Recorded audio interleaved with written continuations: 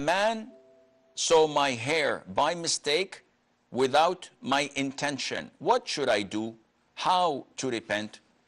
First of all, may Allah Azza wa Jal grant you great reward, Layla, for your concern and for your fear of exposing any of your body to non-mahrams or to strangers to see.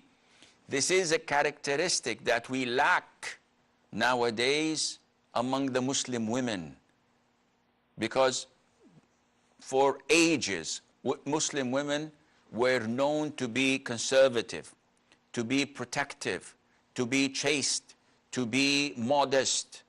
No one can come and look at them and expose them in a showroom. They were always abiding by the Islamic attire until, unfortunately, these few decades ago. For centuries, they were like this.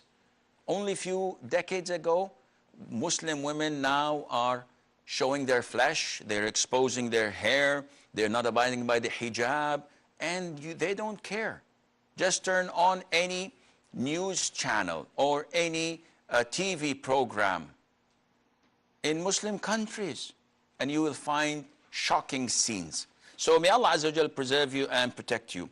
If it was done unintentional, whether he saw your hair, saw your face, saw your body, this was unintentional, you did not do anything wrong for him to see you in such a fashion, there is no sin, none whatsoever upon you.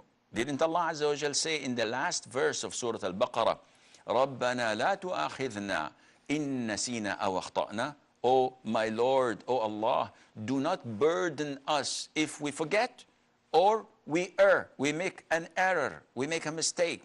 So what had happened was unintentional, hence there is nothing for you to do except ask Allah for forgiveness. Latifa from Saudi.